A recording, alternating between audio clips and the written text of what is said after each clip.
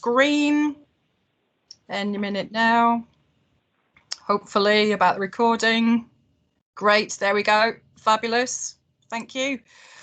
So without further ado, let me introduce you to a bit of what's going to happen today. So we thought we'd try and sort of mix things up a little bit today. Lots of information to share with you, lots of questions to put. We do have a kind of Q&A session later on in the session today. If you would like to ask a question for the panel to consider and respond to later on, you are more than welcome to use the chat bar. For colleagues on the phone, we will be asking if people want to ask a question of our panel.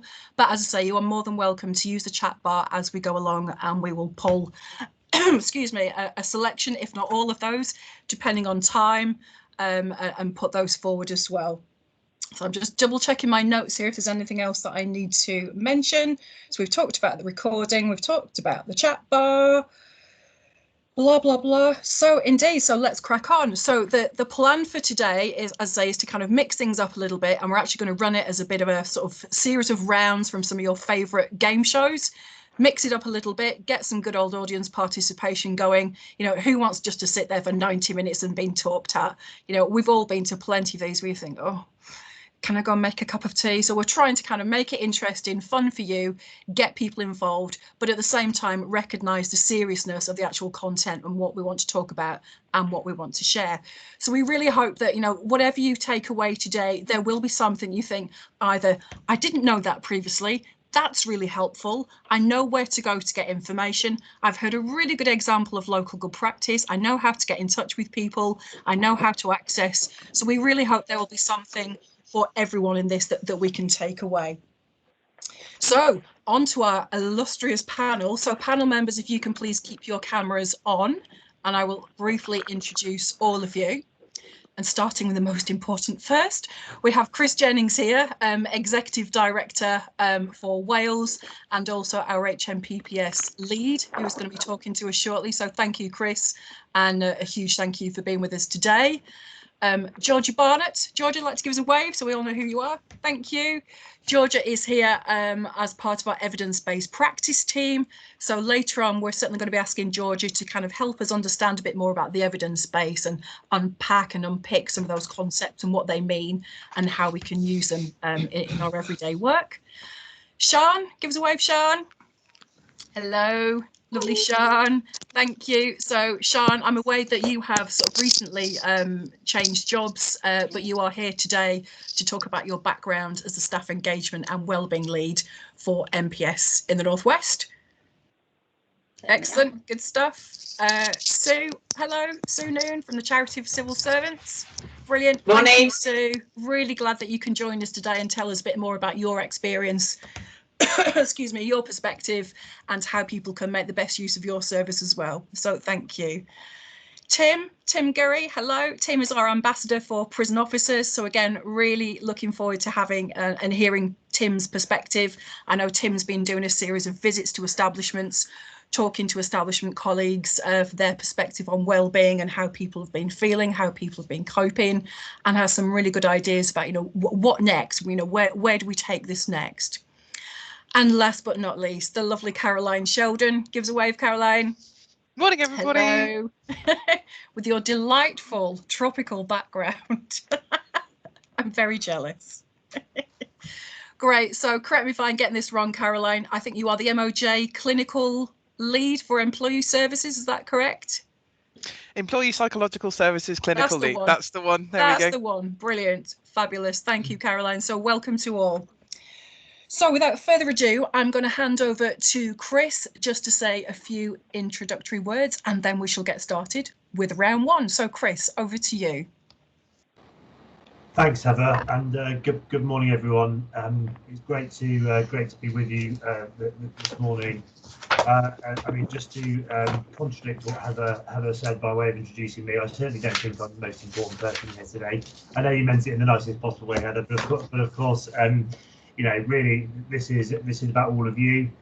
So, you know, in addition to my day job as the director for Wales and Public Protection Group, I've had the privilege to chair the HMPPS Wellbeing Group for the last year, where we've been coming together nationally to kind of look at what we are doing as an agency across prisons and probation to make sure we've got the right support in place for staff. And it's been a fantastic journey. It's been really interesting because there's a huge amount going on from all different parts of the organisation. And what this group has done is be able to bring it together into one place to try and look at it in its totality. And it's been fantastic to kind of see how much work is going on from many of you on this call. So before I say too much more, I just wanted to register a huge thank you from me to all of you for everything that you've been doing to look after yourselves, and which is important as well, right? And colleagues over the last 12 months. I mean, it's been a 12 months unlike anything we've ever experienced, I would suggest, on the basis that both professionally and personally our lives have been turned upside down. You know, hopefully we're not unlucky enough to have both of those areas of our life affected in the same way too often, but that's certainly been the case in the last 12 months. And so the kind of focus on well-being has just risen exponentially as a response to that, to the pandemic, and the fact that our physical health and mental health and everything in between has been affected in one way or another during this difficult time. So I think the fact that there's so many people on this call who were already going above and beyond to kind of support colleagues, but have really had to step up to the plate over this last 12 months is just phenomenal. And I genuinely think a huge without you, if you like, we couldn't have survived in the way that we have through this period. So a sincere thank you. I mean, one of the interesting things actually is that if I've got these stats correct, that actually calls to kind of PAM assist have gone down during this period. And I think the reason for that is because people have been turning to each other in a way that they perhaps haven't done before, because we've all been going through it together. This has been a real time to kind of pull together. We've all been experiencing the pandemic. We've all been able to kind of like have some level of understanding of what it's like, whereas you're going through a more personal kind of episode, perhaps reaching out to something a bit further away might feel like the thing to do. But on this occasion, I'm speculating, I don't have the data to back up that assumption, but I think that's, from a human perspective, probably what's been happening. And mental health allies, care teams, psychology teams, and danger of doing a list is you miss people, and everybody else who's kind of been playing a key role through this period have been the source of support for colleagues. So it's just been fantastic, and I've loved hearing the real life stories of how that's come to life across prisons and probation over the last 12 months, with people really helping each other kind of get through, as I say, what's been an extremely challenging period. So a massive thank you from me to everybody. And I'm not naive to think that we sit in the Wellbeing group, which is a meeting that happens every now and again, and we're the people who are making the real difference. I hope we're making a bit of a difference by trying to make some sensible decisions about some things, but actually it's as I say, really down to colleagues on the ground who can have the most impact. But when we met 12 months ago as a group, we kind of set ourselves nine priorities for wellbeing across HMPPS, which was signed off by the leadership team. I'm not going to run through them all because there's 9 of them and they're too long. But they range from just making sure that we see through things we'd started, like let's get trim training rolled out everywhere, because we'd started to do that, and that's a really important thing, and we hadn't finished it off. Let's get mental health allies rolled out. HMPPS was a bit behind the curve compared to some other bits of the Ministry of Justice 12 months ago, but we're not now. We've made absolutely massive progress in relation to that over the last 9 months, which is just brilliant. And then we had a couple of things like making sure that we really think carefully about tailoring our wellbeing needs to colleagues who fit under the protected characteristics kind of definition. People with bespoke different needs, and not just thinking about a kind of generic wellbeing offer, assuming that people kind of might all need the same thing. And that's been definitely true through the pandemic, with different communities having kind of been affected in different ways. So I think that's something that we need to make sure we maintain a focus on as we go forward. And we've managed to achieve some practical things, like where you go online to find out information about how to get support on the intranet. Most colleagues in prisons can't access that. They don't sit in front of their computer. That's not their job. They certainly don't have a laptop that if on Friday morning they wake up and they're not feeling brilliant, they can go on and have a look and see how to get help. So just practical things like making that on the internet, making that information available on the internet might seem like a small thing, but actually I genuinely hope that that will have made a real difference to some people being able to access, to know where to go to get help, because that's one of the big, almost one of the big challenges actually. There is quite a lot of help out there, but making people sure that people know how to get it and the right sort of help is an ongoing challenge for us. But we've done some practical things like that sort of thing. And then I think overall, what we're really trying to do at the group is maximise the potential benefit of all of the different things that exist out there and coordinate them in a better way. So, mental health allies are not there to replace the care team. They're there to sit alongside the care team. How can we articulate that to colleagues on the front line if we don't know about two things? Because somebody's running the mental health allies project and somebody's running the care teams over here. We need to create a kind of narrative and story for frontline colleagues so they can really understand how all these bits of the jigsaw fit together. So I think that's one of the things that I can I see the kind of group having a role in. So I wanted just to mention that really, so that colleagues are aware that it exists. We've got representatives from all different bits of the business on there, and I can see some familiar faces today who are regular attendees. But we've got prisons, probation, HQ, the networks, all sorts of different bits of the organisation are there. And I suppose just to raise a little bit of the profile of the groups, if you think there are things that we could be doing that do require national intervention, heaven forbid money and resources and things like that, then I ought to be the person who can champion some of that to HLT and other places. So do kind of feel free to use this as a point of escalation if you think there are things that the organisation could be doing better at a national level, appreciating, as I say, there's a balance between what we do nationally and locally. And then the final thing I think I just wanted to say was just that, and with Mental Health Awareness Week kind of coming up, it seems even more opportune to mention it at the moment, is I still don't think that we've got a good enough culture across HMPPS about talking about well-being, and well-being become a bit of a buzzword actually. So people are almost a bit sick of well-being, and I say that as the guy who chairs the well-being meetings. But it's not the terminology that matters, is it? It's what's behind it that's really important. And we're still not good at talking about when we're not having a good day, or when we're not feeling very brilliant, or when we're finding things difficult. That's a cultural problem that I think we've got to continue to work on. I mean, there's probably a bit of a lazy stereotype around prisons in particular. There's a bit of a macho culture, and we're all tough and we deal with difficult situations. But I do think that's probably true in probation. And I think the job probation officers do, where they're managing the serious levels of risk and supporting rehabilitation of offenders, that is a really, really difficult job. People just get on with it because they're such good professionals. But I don't think we take enough time to stop and think about the impact that that's having on colleagues in uniform and not. And I know for myself that I've had some really tough times this year, and I've tried to talk about those in an open way to my teams and at the Wellbeing group and in other places, so that people know that just because I've got a particular job title and I'm seen as a really senior figure in the organisation, I have had tough times. I've not found this easy, and I'm trying to do a little bit of walking the walk and talking the talk. It's PGG for Wales, Chris Jennings. Hi, whoever just introduced me was not on mute, but thank you for getting my job title correct. I just wanted to kind of make that point really, because I've told this story that a couple of you would have heard already, but last summer I had was lucky enough to manage to get away on a family holiday for a couple of weeks in that bit of the pandemic where it wasn't quite as bad. And I've got three small kids, and we managed to get away for a little bit.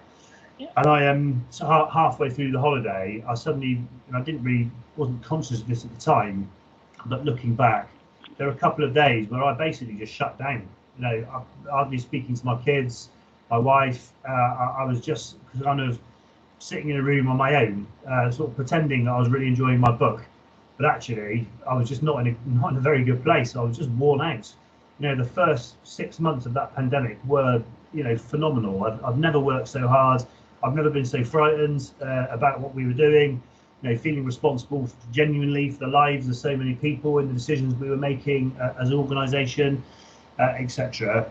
And when you're in the throes of it and the adrenaline's going and you're just on it, you operate a bit like a machine, don't you? You just kind of get on with it, and you know, the psychologist will be able to give it a better name than like a machine, but that is kind of how it felt. And then when I stopped, that was it. I just completely hit a brick wall, and I, you know, for me, luckily, that was just a couple of days of being a bit quiet and distant and not being a very good dad to my kids.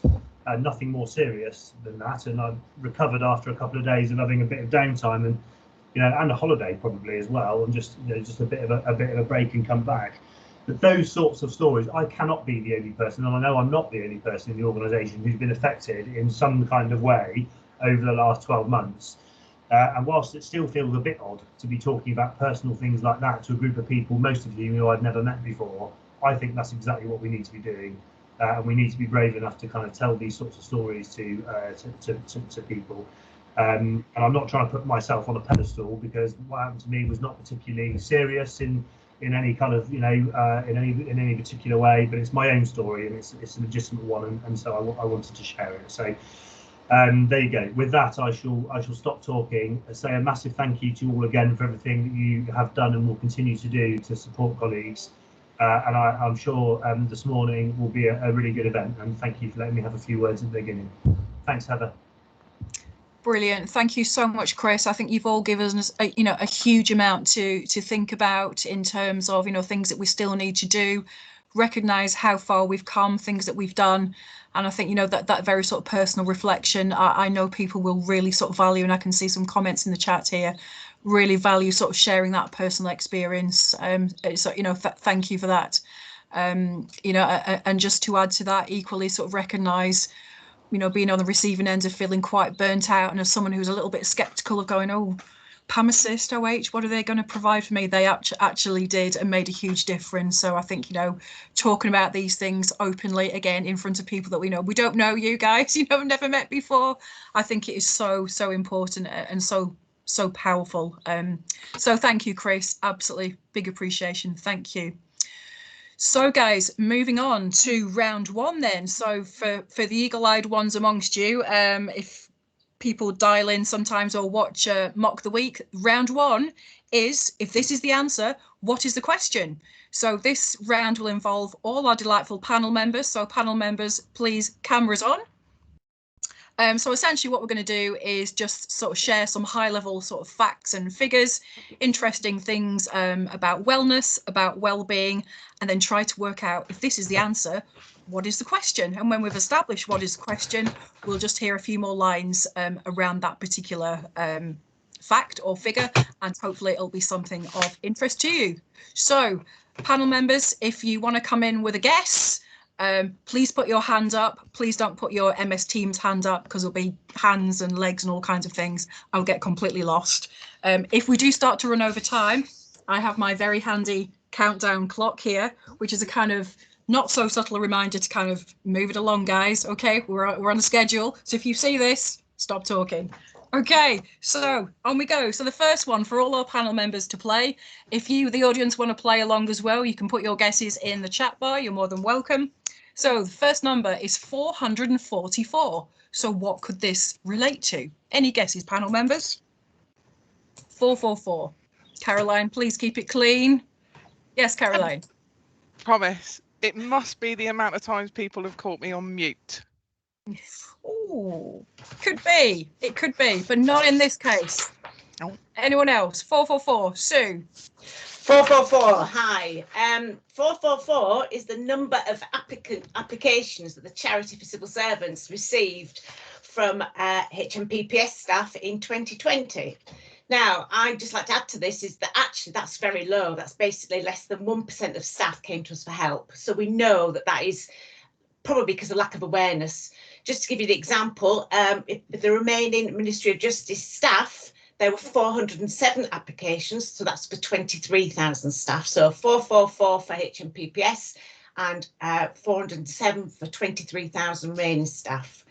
But I also know that actually, if we look at something like DWP, they had 2,281 applications in 2020. So we do know that actually it's a lack of awareness. And any of you who have met me know I'm forever trying to get the message across within HMPPS. It's my baby. I am passionate about it. We are seeing this year in 2021 a massive increase of staff coming to us for wellbeing, where normally it's in the last year it was the biggest cases were for financial. So wellbeing this year, but we still need to get that message across. We are there to support staff if they need it, past and present, and it's a lifetime of support. Don't forget that. Thank you, Sue. So I suppose my next question, my follow-up then very quickly is, so what, how do we turn that around? What do we do to raise awareness? Is it better comms? Is it better marketing? Is it examples? What would you like the organisation to do? How can we turn that around to raise that awareness with our staff group? I think we've started to do it by the fact of just literally joining in with the care teams, just getting the message across. I mean, I've visited so many prisons, but the problem is I can't do it. I can't get into everyone, and we all need to share it. And again, I think the big problem we've got is, as much as I can email things, the internet, as we already know, within the prison service is not that good, so people can't necessarily access our go onto our site. I want you to actually go into our site and have a look at what's there. So I think it's just continually sharing that message, talking to each other. We all the more we can talk about it and remind stuff, because people do forget. Unfortunately, human beings are great, but actually our memories are not the best. When everything, to use the expression, when the shit hits the fan, the last thing you're going to think about is, oh, there's the charity for civil servants. Often it's somebody else that will remind you that the charity's there for you. But it's raising that awareness that we are there for you, and you don't have to contribute to actually get help. It's there for you. It's free. I think we just need to share this message more, and I need to get involved as much as I can with you. Brilliant. Thank you, Sue. And I know you've got a number of things that you have shared with us that we can add to our links goodie bag to kind of be the start of that journey about increasing awareness as well. So thank you. Thank you, Sue. Sorry, Chris has got his hands up. Sorry, I was waving. Yeah, I mean, just to say as well, Sue, one of the things that we have done nationally is I have secured some money to recruit a comms manager whose job will be to focus on wellbeing for the agency. So when that person's in post, because I think we've got loads of comms we do about wellbeing, but I think it could be better coordinated and better joined up, basically. So I've managed to create this post, and I think maybe once that person's in post, we'll get them to meet with you, Sue, and make sure that we're embedding kind of these messages through that comms strategy. That's lovely. Thank you very much.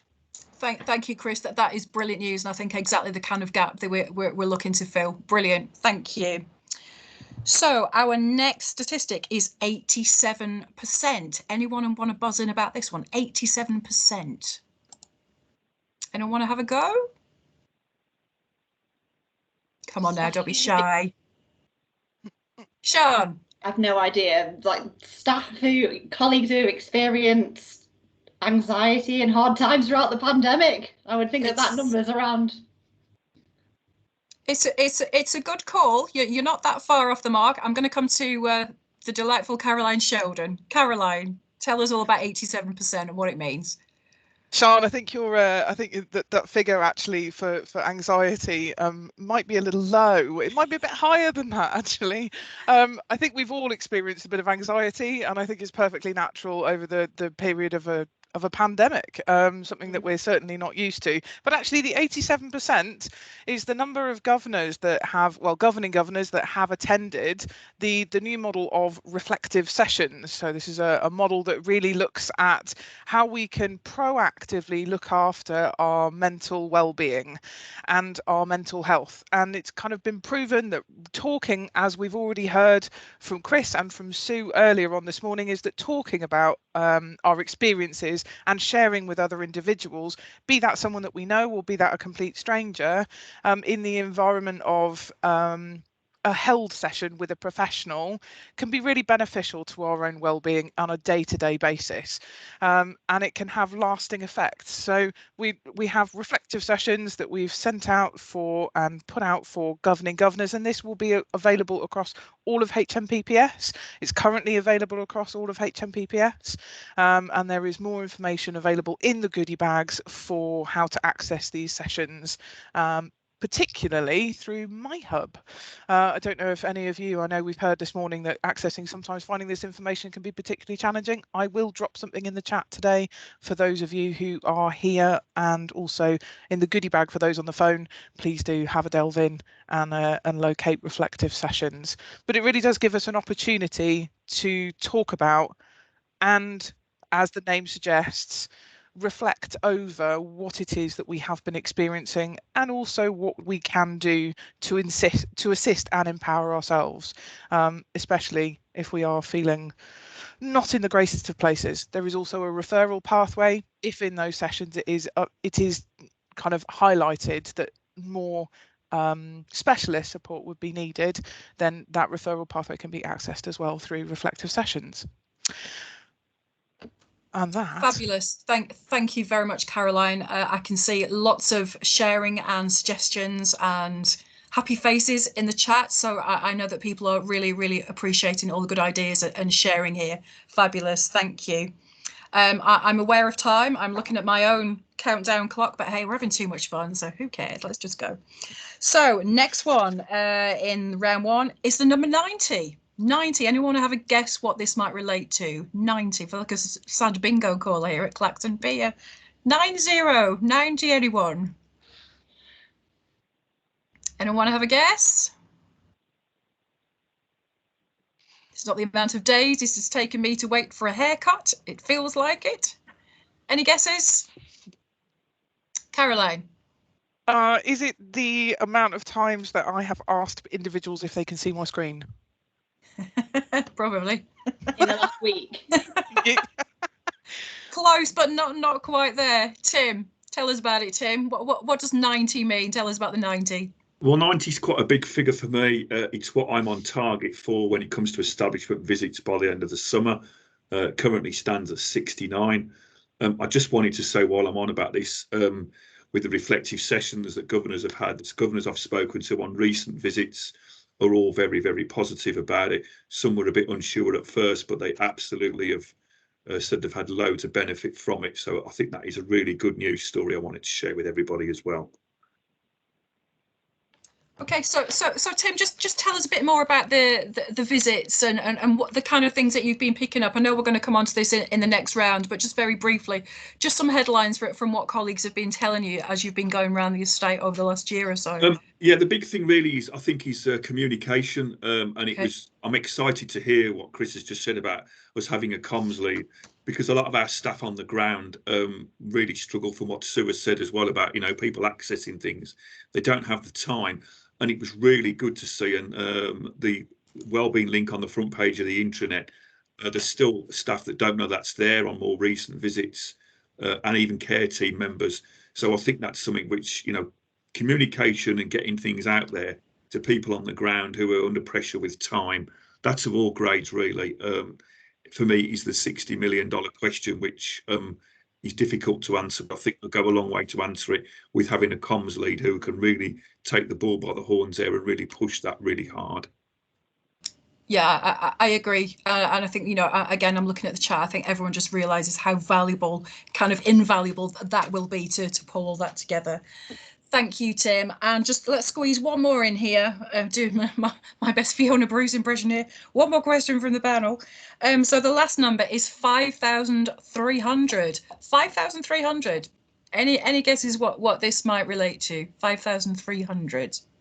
It's a big number. Indeed. Any guesses, Tim? Yeah, is that the recruitment figures for the last 18 months? Ooh, in terms of new prison officers. Ooh, not sure. I'm going to come back to Chris on this one. Chris, anything you can help us with here? 5,300. Is it that number of people that we've got involved in kind of Wellbeing. Indeed it is. Indeed it is. Tell us a bit more about it briefly, Chris. Well, so I guess it's comprised of all the people who work in care teams. We've got over 1,000 people who are mental health allies. I know some of those people will be the same people, perhaps as well. Psychologists, chaplaincy team, which is one of the people I missed off my list earlier that I knew I would risk missing a key group of people. And the chaplaincy team are absolutely a key group of people in this space. So apologies, I missed them off the name check earlier. But yeah, so it just goes to show how many people we've got across HMPPS who spend at least some of their time supporting others. Brilliant. Thank you, Chris. Okay, so we are moving on now to round two. So round two is a good old missing words round, and round two is particularly for Tim and for Sian, and we are just literally going to ask you about some, very local things that I know both of you have been sort of heavily involved in. So just carrying on the conversation there, Tim. So coming to you first about the visits that you've been doing around the estate.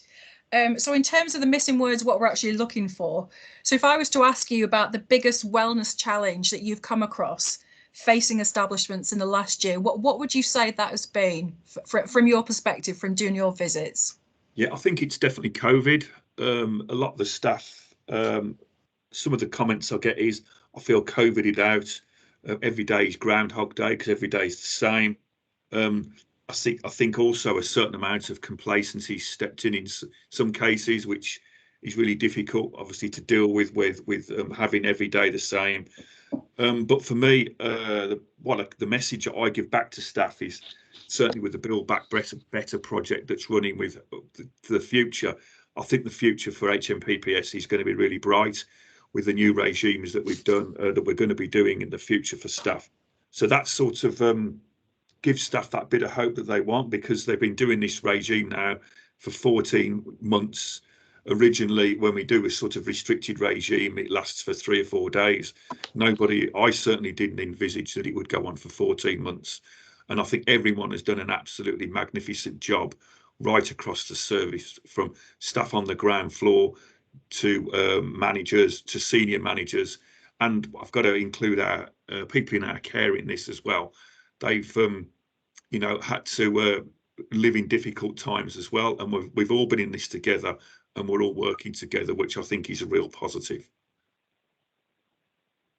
Brilliant. Thank you, Tim. And I suppose in relation to that, if there was one thing that the business should consider in response to that, what one thing would you like to see? I mean, we've talked a lot already this morning about better comms, better awareness. Is there anything else in addition to those two that you really see for establishment? What would be really good, and I'm really ambitious with everything that I've ever done, certainly with Wellbeing, because Wellbeing, for all the things that I can get involved with, Wellbeing's always been my biggest priority. There's two things really. One is the reflective sessions. I think would be great. I'd love it to become part of our culture, certainly to all our staff, to be able to engage in that regular. And also, and this is really ambitious, I'd love to see an app developed, maybe, or some kind of thing that everyone has the option to access all things wellbeing from the phone or from a computer at home. But what we have got, but not many people know it's there, and I want to have a quick plug on it, is the link. If we could get that out, it's probably on the goodie bag, to the website that people can access, the same as what we've got, all things wellbeing, on the front page of the intranet. And I think that would make a really big difference to all our staff. But of course, the app, it will cost money, I understand that. But if you've got to set your sights high, in my opinion, and if you set your sights high, you've got half a chance of getting something like that. So we'll see where we go in the future with it. Brilliant. Thank you, Tim. Again, I can see some sort of thumbs up in the chat bar for the idea about the app. So again, I know sort of Chris will be keen to explore that one a bit more. Thank you, Tim. Sian, so same question to you, really. From your experience as being a kind of, embedded in your MPS region around staff engagement and wellbeing, what's the kind of biggest challenges that you have come across in doing that role in the last sort of 12 to 15 months? I think, despite the obvious EDMs and pandemic and everything that comes along with that, I would probably say engaging with people and actually reaching people online, where everybody's a bit fatigued on the MS Teams and online front. So I think that's why it's so valuable to have mental health allies. I'm a mental health ally, and also the SPOC for our region. It's so valuable to actually have people on the ground, because I feel like there is a disengagement, and I think we all kind of feel it. You know, one more meeting, you know, 8 meetings a day, and it can feel like a lot. So I know in the Northwest and Greater Manchester, we were sending lots of stuff out, like, here are all some wellbeing stuff, you know, we want to take care of you, we want to support you. And I think that was a bit much for people, too many emails coming through. So we, since the start of the pandemic, actually, and it still happens, we send out a Wellbeing Wednesday blog on the first Wednesday of every month. So that kind of condensed maybe 10 emails into one. So that seemed to work very well. In terms of common, or the most common wellness issues for staff, unsurprisingly, I would say that in terms of when I've been supporting people and when the teams have been, it's been supporting people with anxiety and sleep issues, which I don't think will shock anybody. So from an anxiety perspective, we've been obviously sending people over to our employee assistance provider, Pam, Sue, Charity for Civil Servants. You've got some great resources around anxiety and wellbeing. We've had a few people from Charity for Civil Servants as well access membership for anxiety through Anxiety UK through you guys as well, Sue, which has been really well received.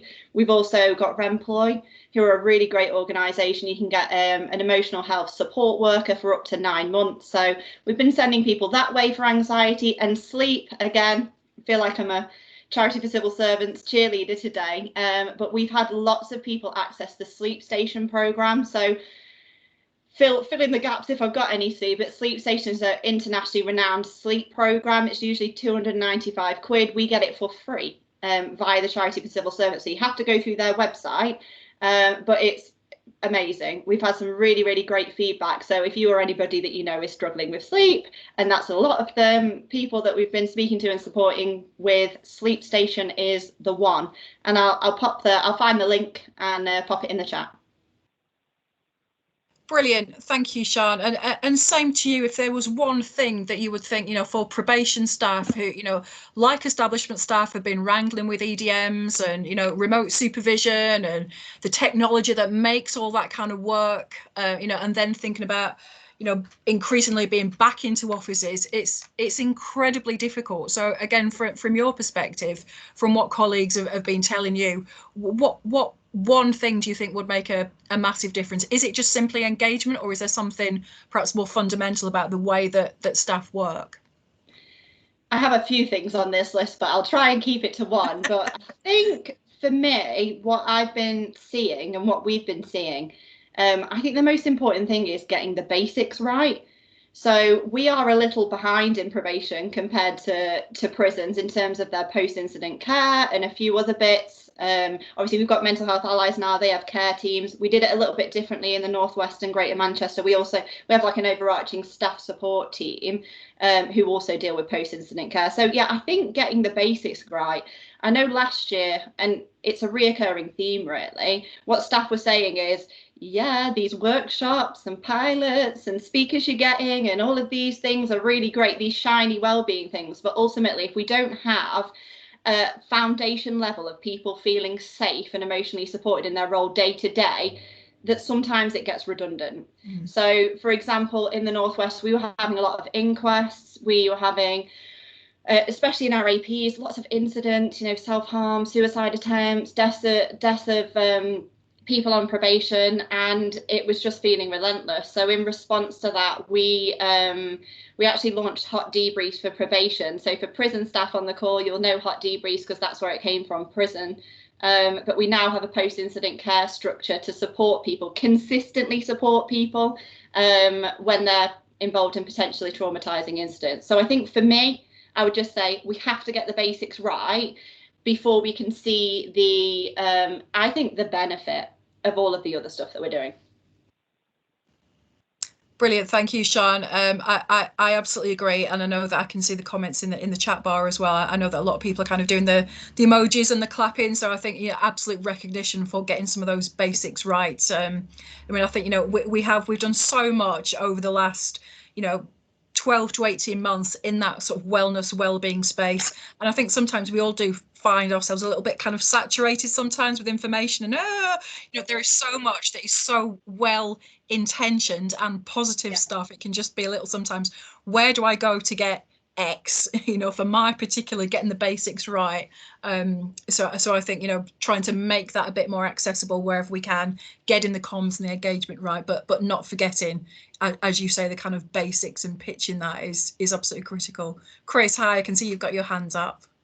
Thanks, Heather. Yeah, I mean, I obviously totally agree with that, and I think Victoria's reiterated the kind of point in the chat, and I think there's a couple of things. One is I wanted to make a specific point around probation, actually, and kind of supporting colleagues on the probation side who are also exposed to incidents, as serious as the ones in prisons. And we've had an increasing number in Wales recently of very serious overdoses in approved premises, where staff have had to pick up the pieces and respond to that.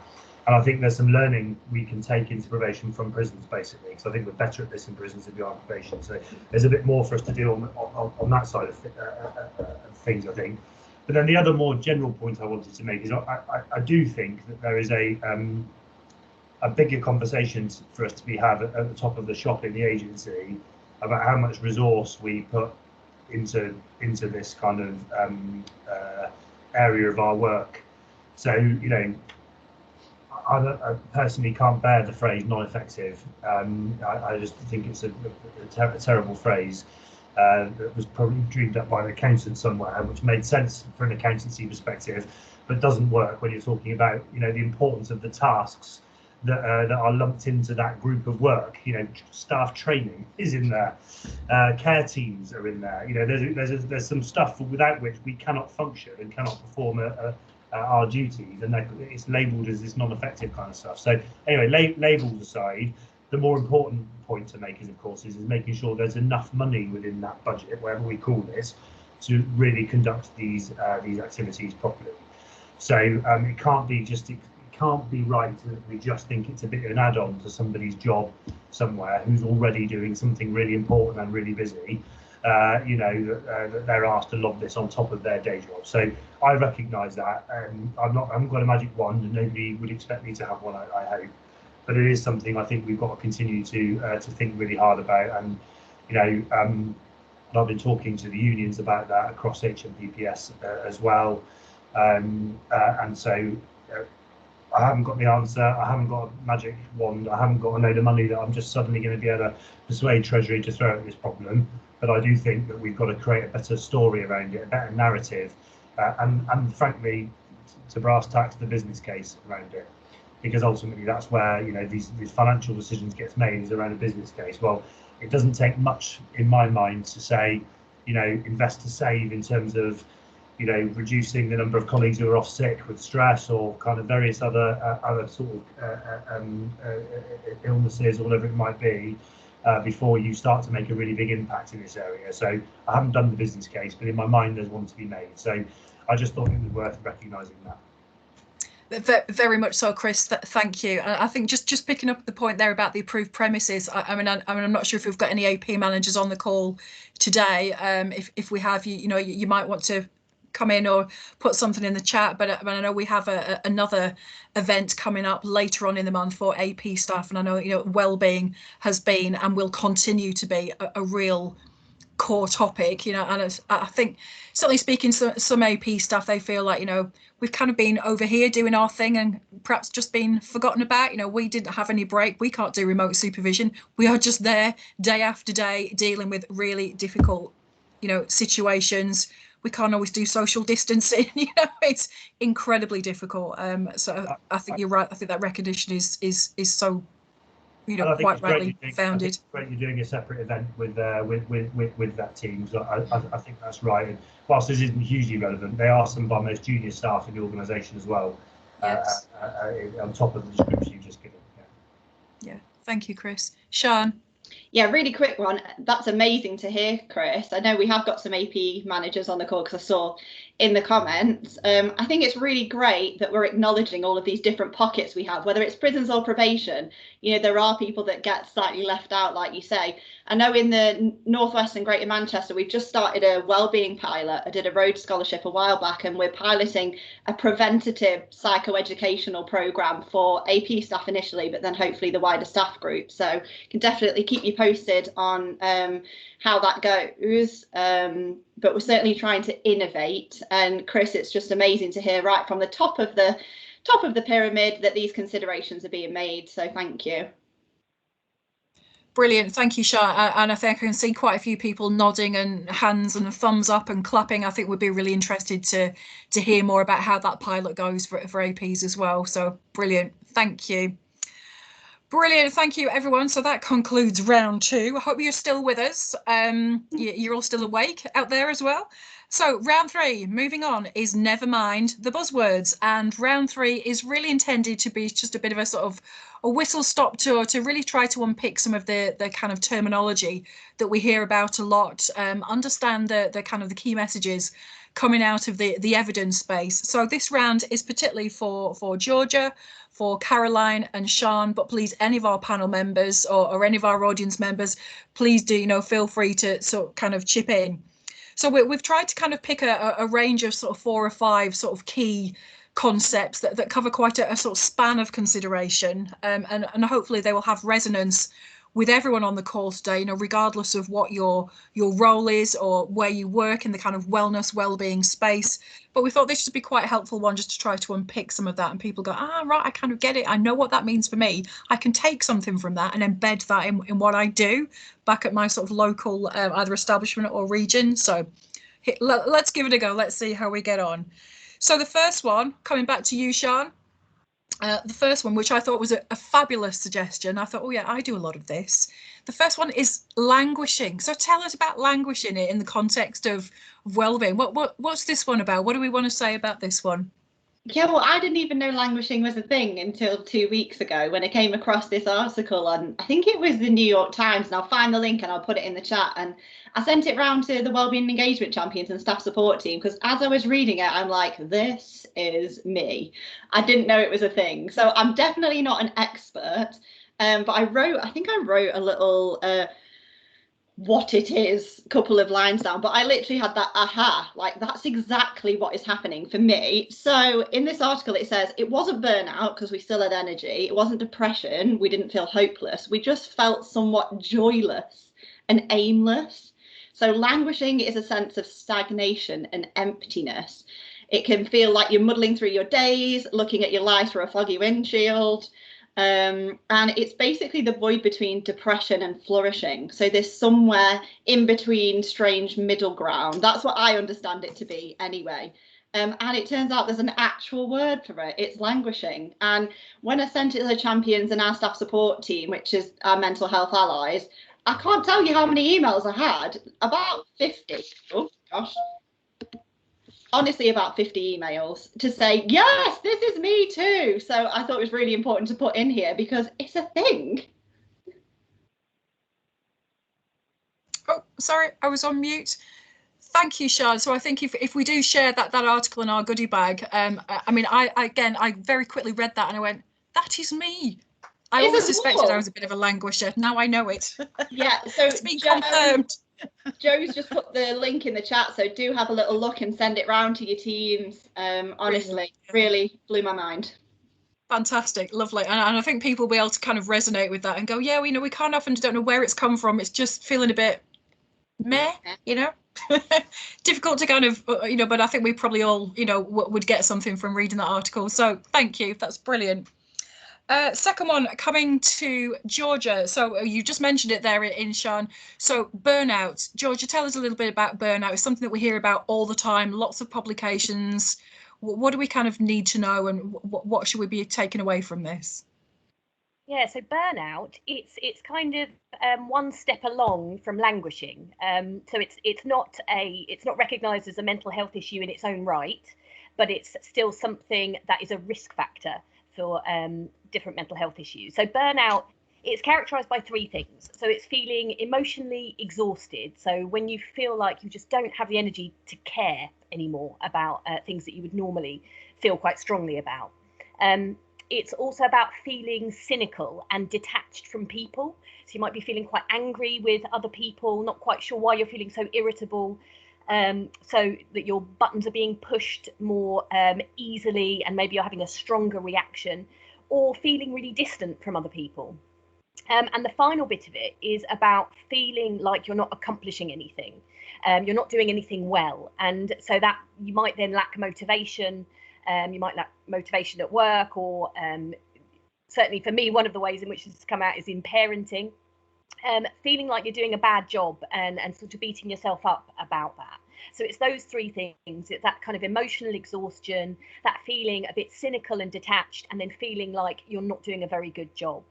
And it's a risk factor for anxiety and for depression. So on its own, it's not something that's recognised as a mental health issue, but it is something that if you don't do anything about it, can lead to more serious mental health issues. And it's something that recent research is telling us we're seeing more of, particularly among frontline staff, but also in other groups too. But the good news is that there are really simple things that we can do to either respond to it if we're seeing that in ourselves or in people that we care about or that we work with, we have some sort of relationship with. But it's also something we can protect ourselves from. And it's all the stuff that we already know are really important in kind of maintaining our well-being. It's things like doing things that mean something to you. So that's, it could be something creative, it could be connecting with other people, it could be doing good for other people, working on your fitness, or protecting some time, making an effort to interact with other people. And I think that can feel really hard when you're exhausted, when you're feeling more distant from people. But that kind of meaningful connection with other people makes a huge difference to our levels of stress. Talking to people at work, line managers, colleagues, care teams, mental health allies, using PAM Assist if that's the thing that works for you, whatever you feel most comfortable with. And I think the other important thing, and I think this really links into what Chris was talking about earlier, is that making some time to separate work and home life, making a real effort to protect your non-work time, because that's something that's hugely related to recovery.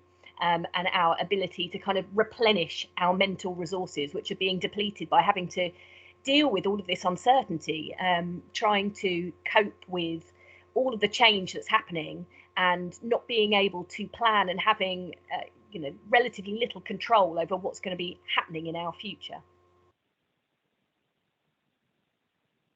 Sorry, Georgia. Thank you.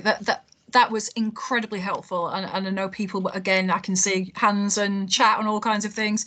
People really will sort of recognise that, and I certainly recognise a lot of that as well. And I think one of the most helpful things that I think someone from PAM Assist said to me, it was kind of trying to get better by just doing. Even those small things that you thought, I just cannot be bothered, don't have any more headspace, just hanging out the washing or going for a run or a walk or a bike ride, just getting better by just doing.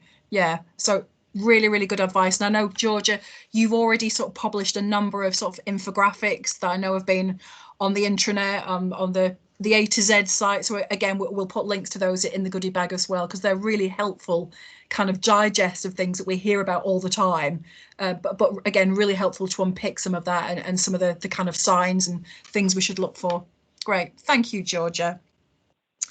Coming to, oh, sorry, Sean, did you have a question? Really quickly say, I think this is coming in everyone's goodie bags anyway, but our regional psychologist put together just some dead simple tips around how you create emotional distance, because lots of frontline operational staff were saying, now my work is in my home and I could keep that separate before. So I know that's going to be in everybody's goodie bags, and it's just a few basic things really that people can do. And I think it will relate to both prison and probation.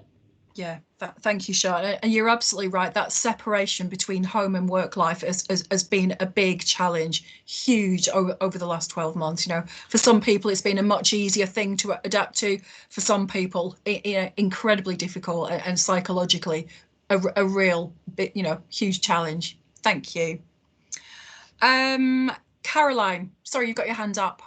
I just want to come in very quickly, just in terms of burnout. There is also the Charity for Civil Servants Burnout Hub that is also going to be part of the goodie bag. So by all means, it came out, I think, end of last week. It's new. Please do have a look. It will be in the goodie bag, and I will also try and drop it in the chat. Brilliant. Thank you, Caroline. And indeed, it is in said goodie bag, winging its way. Brilliant. Thank you. So staying with you, lucky Caroline Sheldon, we're coming back to you for the next one. Authenticity. We hear about this one from time to time. Tell us about authenticity and what this kind of means and what we should take from this. This is a really good question, and it's a broad question, and I feel that the way that I can possibly answer this is actually what authenticity means to us in 3 parts. So authenticity as an organisation, authenticity as you and your team, and also authenticity to yourself. So each of these work in kind of like a tier motion.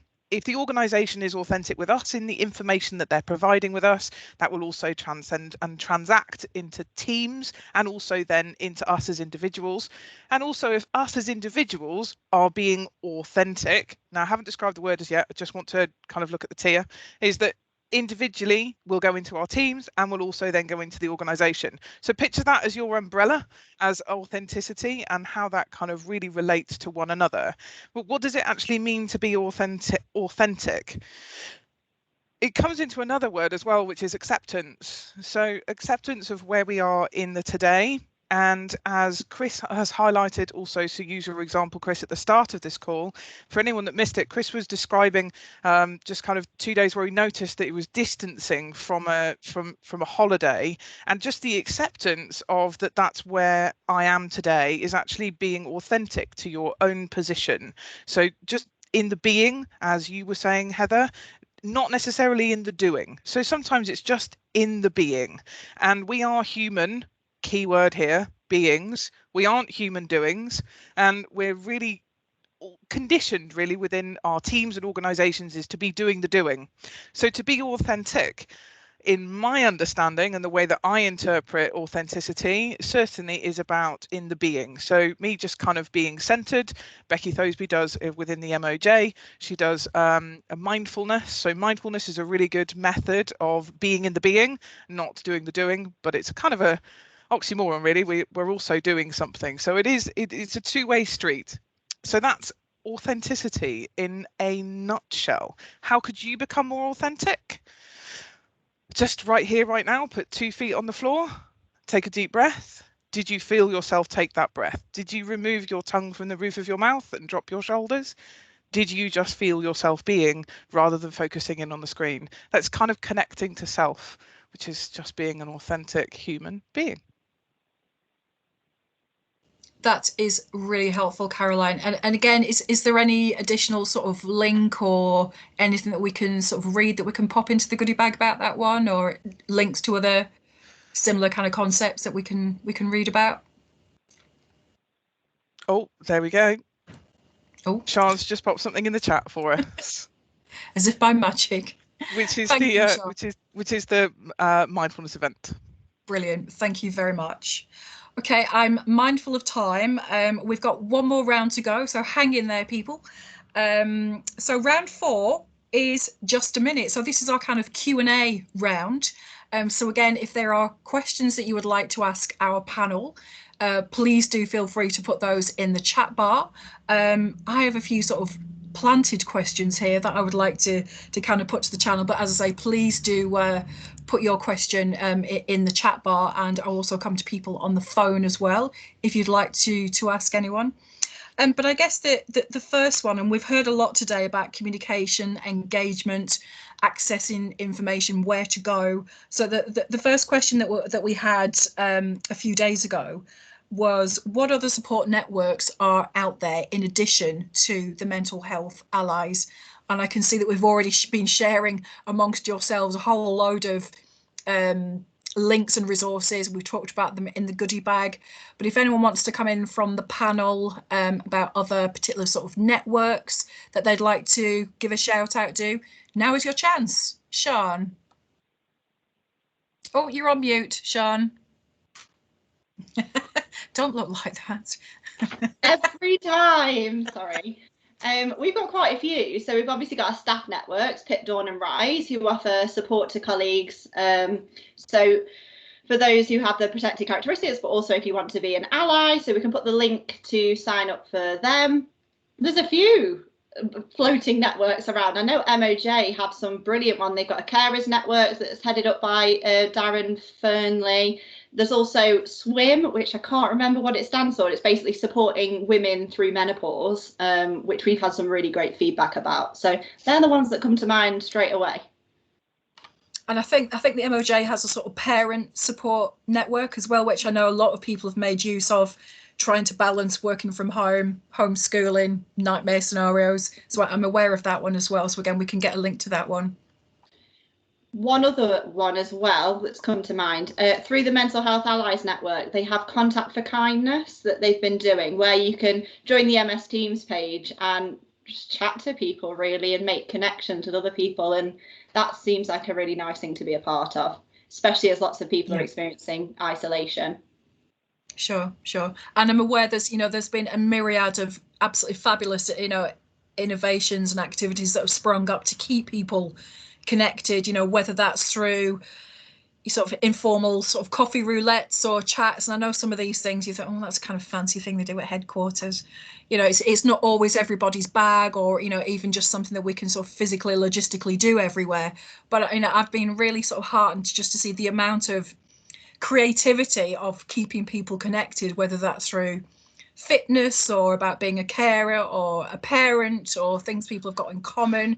So some absolutely fabulous ideas around both cross prison and probation, just to help people get connected and be talking as well. Thank you. The next one, I guess I'm just going to throw out to the panel. Next one, how do we kind of keep well-being on the agenda? We've heard so much about it in the last 12 to 15 months. How do we keep it live? How do we keep it fresh? How do we keep it relevant? So open to the panel. Where do we go from here? I'm going to come to Tim first. You had your hand up. You were quick off the mark there, Tim. I just want to say on that one, I just think we just need to keep talking about it and all the new things that we've got planned, and all the things that we're doing to just keep it out there, keep it current, keep engaging with people all the time. And the key to that is the communication, right from the top of the organisation right down to the people on the ground, because I think we've all got the same aims, we've all got the same end game where we want to go with this. And I always have a little saying when I go around establishments that most of our budget goes on staff. So that tells me that staff are our biggest asset, and we want to treat them like they're our biggest asset by looking after them, supporting them, and giving them all the tools necessary to keep the well-being exactly where we want it. And for me, that's the message which I put out to staff all the time, and that usually is well received. The other thing, just quickly, I want to say is the white paper for the COVID recovery puts well-being right at the top of that. And for me, that's a big, powerful message to put out to everybody. And that's something which I really push with staff as well, which I think that's really important. And certainly from the top, putting well-being at the front, I think is a really good, positive thing.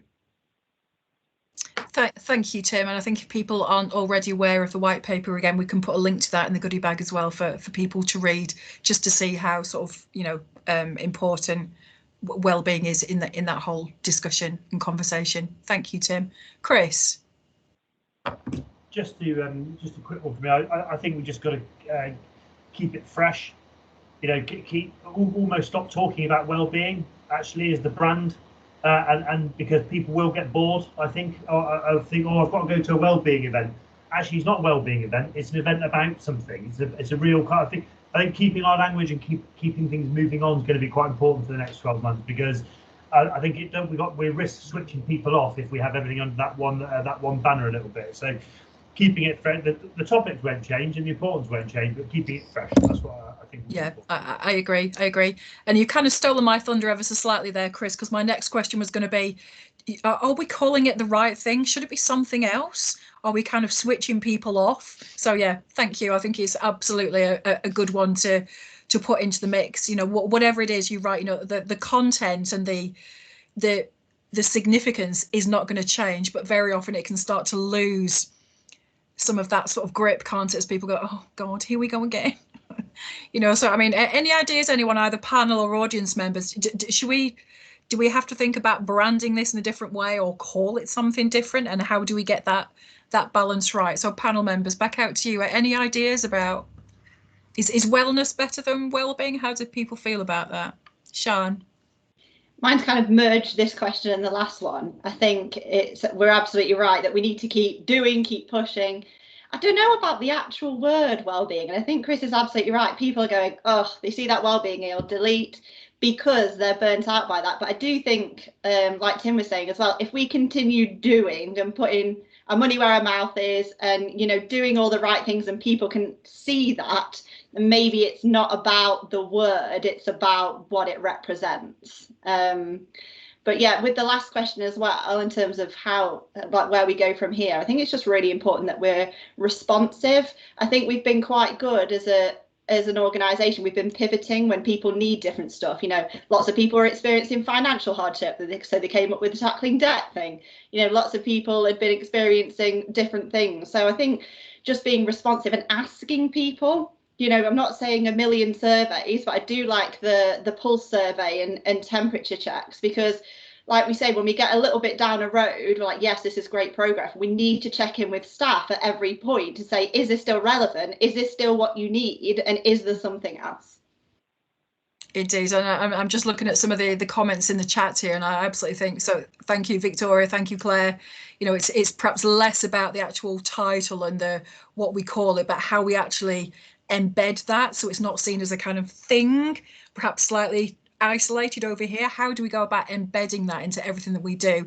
And for me, there's so many parallels with similar conversations that we've had over the years about sort of diversity, but how do we just embed that? It's not a thing, it's something that we just do as part of all our everyday work. And I think that's the trick, isn't it? Caroline, and then to Claire as well. Caroline. Just very quickly, coming back to being authentic, if we are authentic in the organisation and the organisation is authentic and our teams are authentic, we'll embed something that's trust. And as soon as we have trust, we have implicit understanding of the words that we're actually meaning and the words that we're saying. So this may sound like a little bit like a bit of a shining badge, but the trust in what we're actually putting out there as communication has to be embedded first, as Sian was rightly identifying. And I think with what Chris just is as the start of having a wellbeing comms individual is the start of something that really does start to really put the doing in the being of wellbeing. Absolutely. I like that as an approach. I love that. And again, I can see people saying here, there has to be a tangible benefit to people from these statements that we're making around what is available. It's got to be something real and authentic. Tim?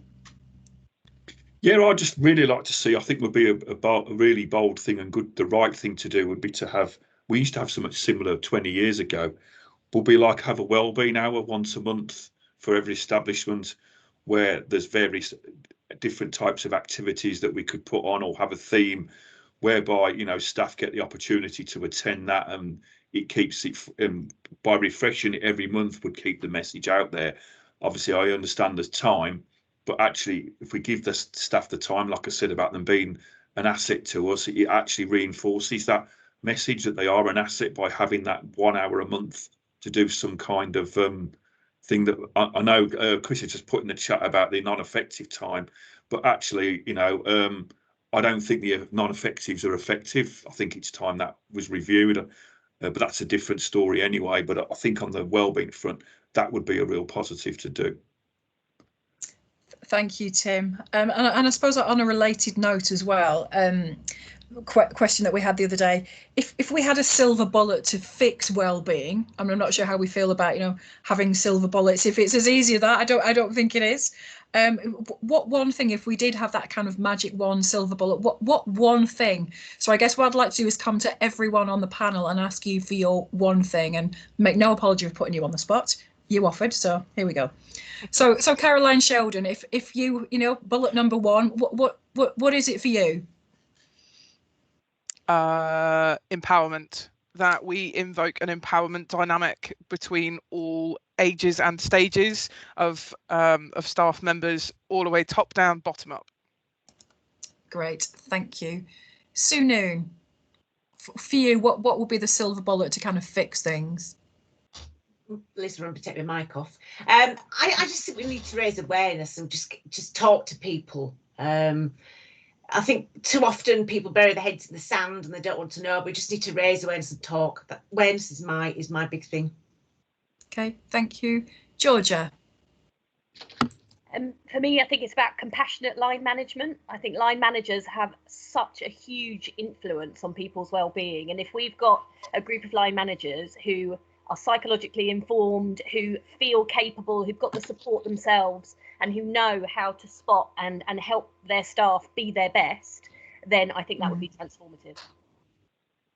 Great, thank you. And again, I think we have some stuff going into the goodie bag about, I mean, I know there's already, you know, stuff out there around line manager support packs and checklists. There are all kinds of things, but I think it would be quite helpful if we could perhaps pull some of that together and weave in some of what we've already discussed around the evidence base. I think that, again, that would be really, really helpful. Thank you, Georgia.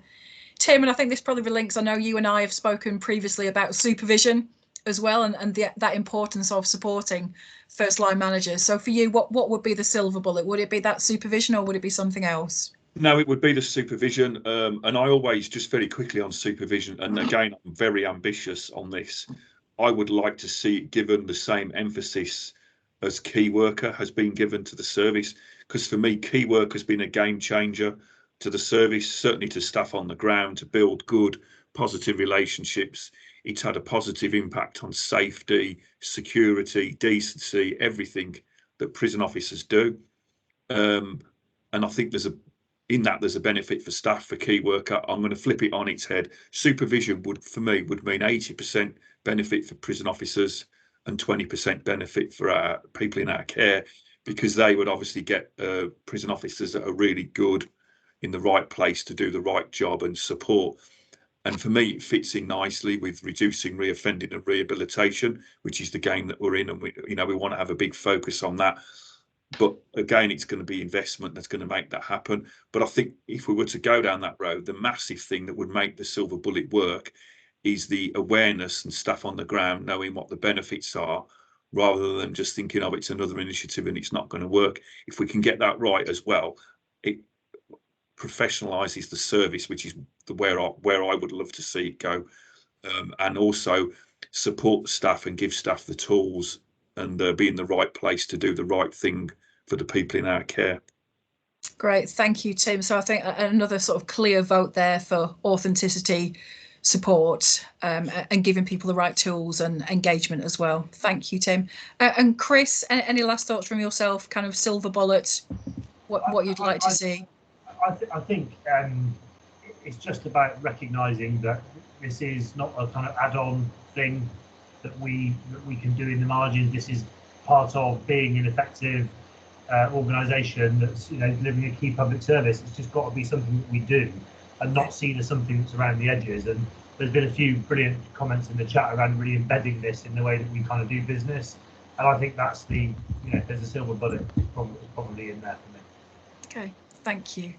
I'd just like to come to people on the phone. Is there anyone on the phone who'd like to ask a question of the panel? Is there anyone on the phone who'd like to come in or ask, or has a comment or anything they'd like to share?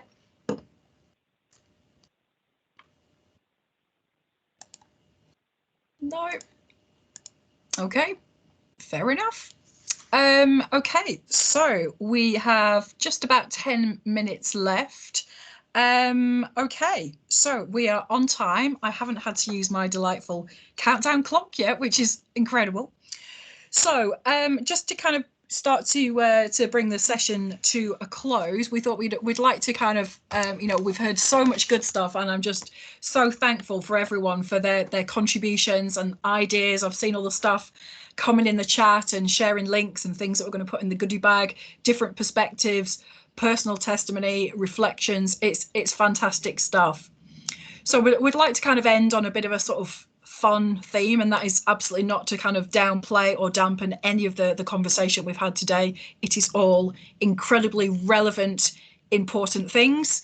Sorry, I'm just seeing what's coming in here from Sean. Preventative training, yes, thank you, Sean. Again, I know we'll be sort of watching what happens in the Northwest with your pilot as well, so that'd be helpful to see. So in good old sort of game show style, we have a caption competition coming up. So I was going to do this and kind of sort of share my screen, but I thought, oh no, this is just going to go all kinds of wrong. So I'm hoping that people can see this. So just a bit of fun. So I'm going to show you an image, and panel members, you're welcome to buzz in. Audience members, if you'd like to have a go and play along as well, you can put your things in the chat. So you have about 30 seconds. I'm hoping people can see this. Please do shout if you can't see it. You'll probably recognise this lady here in the photograph, who is indeed Gwyneth Paltrow and a cruise ship. Anyone would like to buzz in about what this might be about? Is that the antithesis to well-being? Well, that depends on your point of view, I guess, Chris. Anyone want to have a go about this one, or think of a fitting caption for this one? So Gwyneth Paltrow and a cruise ship. Come on, Caroline Sheldon, I know you know the answer to this. I've never been good at these.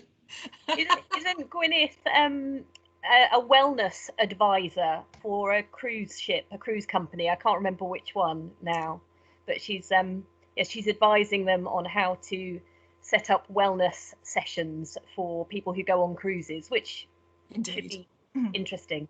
Indeed. So there's slightly a bit more to it than that, and we are not going to go into the finer details here. I think it would be completely inappropriate and probably shatter the Civil Service Conduct Code in 30 seconds. But yes, the delightful Gwyneth, as many of you will be aware, has kind of set up her own brand of celebrity wellness. I think it's called Goop. No idea what that stands for. I'm not even going to dare Google it. And let's just say some of her ideas and methods and things are slightly different, unorthodox. But yes, you're quite right. She's partnered with Celebrity Cruises to offer a kind of wellness cruise experience. So yeah, was in the press quite recently last week. She was going to start this kind of session and offer these short breaks. Rather expensive, I hasten to say, last year, but obviously COVID put paid to that. So yes, setting sail if you have a few $1 million flying around. But for anyone who's interested, do look up Gwyneth and her quite revolutionary view on wellness and things. It's quite a revelation. I mean, she was just in the paper yesterday saying that she was drinking 7 days a week to get through lockdown.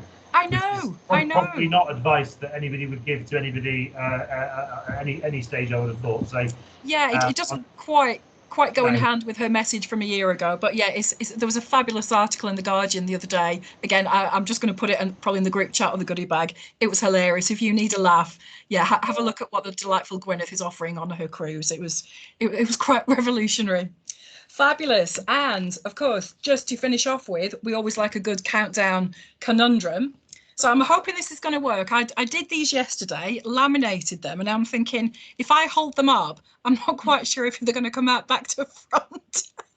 So let's see how we go.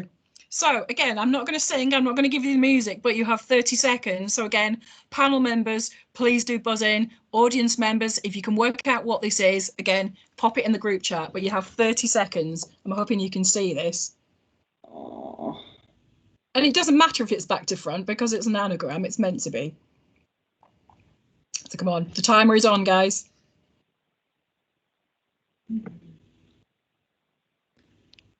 Oh, I can feel it coming. I know that. Is it it's coming. Oh, people are on it in the group chat. Oh. Claire Feeney, check Go you. on, Claire and Boston Hall. On the money. You are quite right, and I'm hoping this comes out the right way round and not backwards. Yes. Indeed. Hey. Well Well done all. Okay, so before we kind of formally close, I'm just going to come back to Chris just to say a few words before we formally bring the session to a close and I lose my voice. Chris, over to you. Thanks, Heather. And I'll just start by saying a massive thank you to you and everybody who's pulled the event together today, panel members, but also everybody else who's been involved kind of behind the scenes and setting this up. I think it's been a great start to the week, actually. Monday morning, what a nice thing to do. We've talked about some really important things, but we've done it in a light-hearted way, and I think that's a really nice balance to have struck. So really well done, and a massive thank you to me. I mean, the only other thing I think I'll say is that the importance of this topic is not going to go away. We are going to keep and maintain a focus on it. I know all of you will, because I can see from your contributions in the chat that you've made, during the event today, how important this is to all of you from your own perspectives. So it's not going to go away. If there are things that people think that we can be doing more of as an organisation, please don't be shy in letting us know, because if we don't stop and listen to what those of you that are involved on a day-to-day basis in this kind of work, what tools you would need to kind of really help you do this better, we'll be missing a trick, I think. So you're a really, really important network of people whose voice we should be listening to on this agenda. So please don't be shy in coming forward to anyone on the panel, myself directly. You can contact me whenever you like, if you've got good ideas that you want us to take forward. But just an ongoing massive thank you, kind of on behalf of HMPPS, for everything that you all do to support colleagues. We couldn't do it without you. So massive thank you from me. Thanks, Heather. Brilliant. Thank you, Chris. And equally, I'd just like to echo that. So firstly, to our delightful panel members, thank you so much for your fabulous ideas. And, we should do it and mix it up a little bit. So, I mean, from my perspective, I think it has worked really well. I've really enjoyed it. And I think always trying to get that balance between delivering, sometimes quite a serious message, important, and not losing the messages, but trying to do that in a slightly different, dare I say it, fun, engaging way is always quite tricky. But I think we've done a good job, team. So thank you all. A big thanks to Chris for sharing those reflections. A huge thanks to everyone in the group chat who has shared links, ideas. I can see people have kind of hooked up and, shared emails, made connections, which is absolutely brilliant. And also a big thank you to Caroline Rostron, who I'm going to put her on the spot now and ask her to put herself on camera. So Caroline is our HMPPS lead who works with Chris. Where is she? Here she is. Hello. I wasn't going to let you escape at the end without everyone seeing you and saying hello. And again, Caroline has been absolutely brilliant, excuse me, pulling all this together and keeping us right in terms of what is happening in the wellbeing space. And thank you, Caroline. I can see you've put the functional mailbox well remembered, because I completely forgot. So again, keep those ideas coming. How we keep it real? Do we call it something else? How do we reach out to our different sort of diverse populations and colleagues? This stuff is, for you, by you. So, keep those ideas coming. So I really hope you've enjoyed the session. As I say, there are still some Insights events still to come. You can have a look for those on the intranet. So if you do want to get a ticket, get in there quickly. But just to ask anyone got anything else they want to come in and say, audience members, people on the phone, now is your chance. We have 2 minutes. Use them well. You're all very shy. I'm sure you're not like this in real life. Brilliant. Okay, then, if there is nothing else, we will get the goodie bags with all the delightful goodies and links out to you. I think there will be some kind of evaluation survey coming from HMPPS Com. So again, do give us some feedback. Tell us what you liked, what you didn't like, what we could do differently next time. It all goes into the pot. It's all really, really helpful. If there's nothing else, then thank you very much. Look at that, 11:29. Fabulous on it. Enjoy the rest of your week and do get involved in Mental Health Week. I'm sure there is something out there for everyone to get involved in. So keep talking, keep sharing, and stay well, everyone. Take care. Enjoy your day. Bye. Thank you. Thanks very much.